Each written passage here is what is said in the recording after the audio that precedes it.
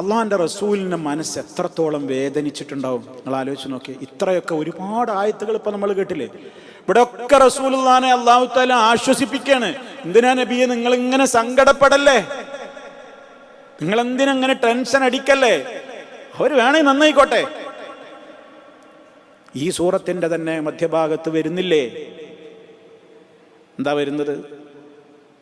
വഖുൽ അൽ ഹഖ്ഖു മിർ റബ്ബിക്കും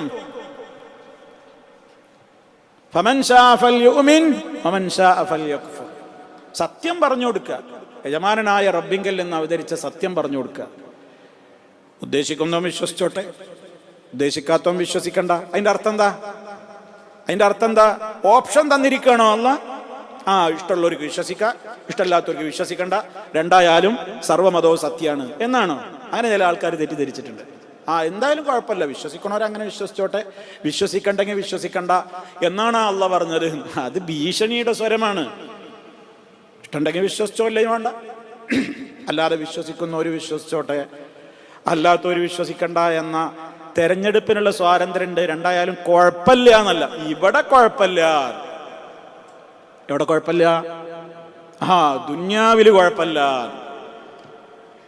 പിന്നെ അതിന്റെ അടുത്ത വചനം പറയണ എന്താ? അവിടെ എത്തുമ്പോൾ നമുക്ക് വിശദീകരിക്കാണ്ട്.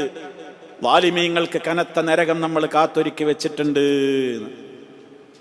അവിടെ രക്ഷപ്പെടൂല.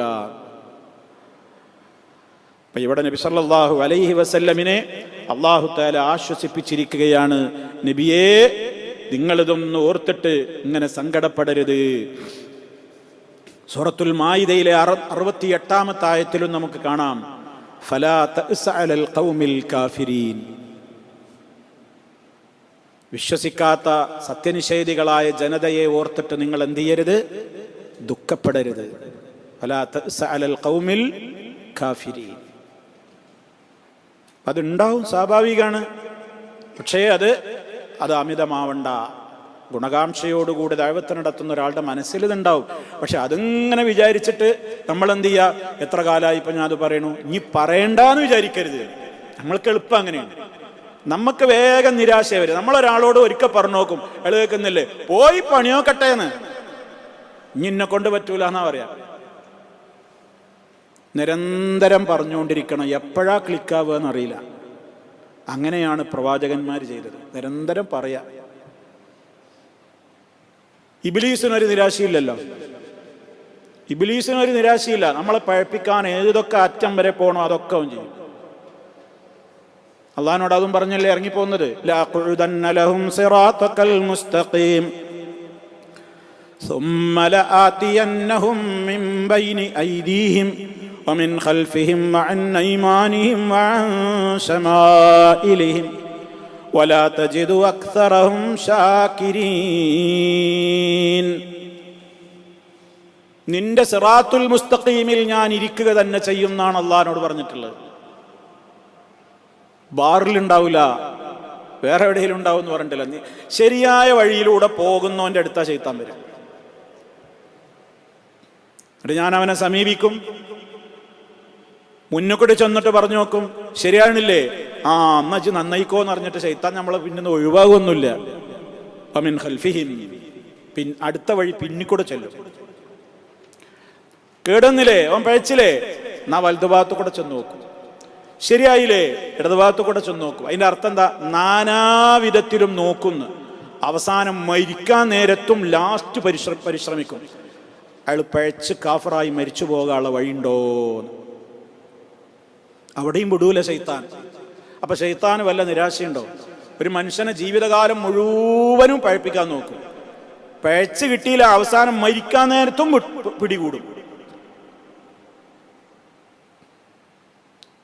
വിശുദ്ധ ഖുർആനിലൊരു പ്രാർത്ഥന കാണാം, വഖുർ റബ്ബി അഊദു ബിക മിൻ ഹമസാത്തിശ് ശയാത്തീൻ വഅഊദു ബിക റബ്ബി അൻ യഹ്ദുറൂൻ.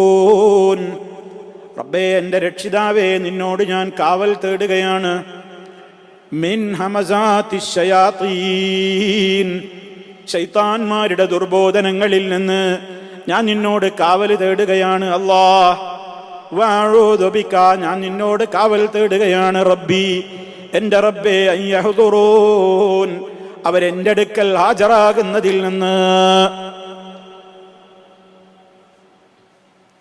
അതിനാണ് സൂറത്ത് നാസ് പഠിപ്പിക്കപ്പെട്ടിട്ടുള്ളത്.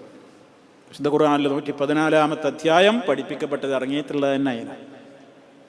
ഇപ്പം ലോകം അങ്ങനെയാണ്. മഹാഭൂരിപക്ഷവും ഇതിൻ്റെ പിന്നാലെ അങ്ങനെ പോവുകയാണ്. ഇത് ലിബറൽ കാലഘട്ടമാണ്. അള്ളാഹിനെ ചീത്തറിയാ, റസൂലിനെ ചീത്തറിയാ, അള്ളാഹിൻ്റെ റസൂലിൻ്റെ ഭാര്യമാരെ തെറി പറയുക, കേട്ടാൽ ഇറക്കുന്ന വിധത്തിൽ പലതും വിളിച്ചു പറയുക, അതിങ്ങനെ ചർച്ച ചെയ്യുക, ആനന്ദിക്കുക, ആസ്വദിക്കുക, അതൊക്കെ വർദ്ധിച്ചുകൊണ്ടേയിരിക്കുകയാണ്. അപ്പോൾ നമുക്ക് വിഷമമുണ്ടാവും. പക്ഷെ നമ്മൾ എടുക്കേണ്ട പണി നമ്മളെടുക്കുക. നമ്മൾ സത്യദീനനെ എത്തിക്കാൻ ശ്രമിക്കുക. അതിനെന്താ വേണ്ടത്? നമ്മൾ പഠിക്കുക, നമ്മുടെ മക്കളെ പഠിപ്പിക്കുക, കിട്ടുന്ന ചാൻസുകളിലൊക്കെ അവർക്കും ആ ചാൻസുകളൊക്കെ ഉപയോഗപ്പെടുത്തുക. കാലം ഉയർത്തിവിടുന്ന ഒരുപാട് വെല്ലുവിളികളുണ്ട്. ആ വെല്ലുവിളികൾക്ക് എങ്ങനെ മറുപടി പറയണമെന്ന് നമ്മൾ ഓരോരുത്തരും ചിന്തിക്കുക. അതൊക്കെ നമുക്ക് വഴിയുള്ളൂ. അതുകൊണ്ട് ഇപ്പോൾ ലോകം നന്നാവോ? അത് നമ്മളോട് ചോദിക്കൂല. നാളെ പരലോകത്ത് അള്ളാഹിൻ്റെ റസൂല് പറയുന്നുണ്ട്, ചില നബിമാര് മഹ്ശറിലേക്ക് വരുമ്പോൾ അവരുടെ കൂടെ രണ്ടാളുണ്ടാവുക. സുബ്ഹാനല്ലാഹ്, നിങ്ങൾ ആലോചിച്ചിട്ടുണ്ടോ ആ വചനങ്ങളൊക്കെ? ചില നബിമാര് നാളെ പരലോകത്ത് വരുമ്പോൾ രണ്ടാളുണ്ടാവുക, ചിലരുടെ കൂടെ നാലാളുണ്ടാവുക, ചിലരുടെ കൂടെ ആരും ഉണ്ടാവില്ല. അവരൊന്നും ദഅവത്ത് നടത്തിയിട്ട് ഒരാളും കേട്ടില്ല. അവരൊന്നും ദഅവത്ത് നടത്തിയിട്ട് ഒരനുയായികളെയും അവർക്ക് കിട്ടിയില്ല. ചിലർക്ക് 2 കിട്ടിയൊരു, 4 കിട്ടിയൊരു. എന്നിട്ട് അള്ളാഹിൻ്റെ റസൂല് നിഅമത്ത് വിളിച്ചു പറയുന്നൊരു പ്രയോഗമുണ്ട്. ഞാനായിരിക്കും ഏറ്റവും കൂടുതൽ അനുയായികളെയും കൊണ്ട് മഹ്ശറിൽ വരിക. എൻ്റെ ഉമ്മത്തിൻ്റെ അംഗബലം കൊണ്ട് ഞാൻ അവിടെ അഭിമാനം നടിക്കും.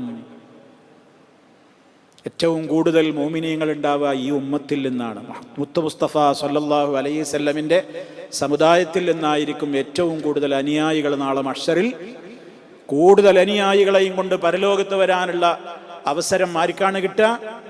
സല്ലല്ലാഹു അലൈഹി വസല്ലം. അതൊക്കെ അള്ളാഹിൻ്റെ റസൂലിന് അള്ളാഹു നൽകിയ പ്രത്യേകമായ ചില ഫളലുകളാണ്. ലോകത്ത് എത്ര ആളുകളുണ്ട്? ആദ്യമായി സ്വർഗത്തിൻ്റെ വാതിൽ മുട്ടുക ഞാനായിരിക്കും.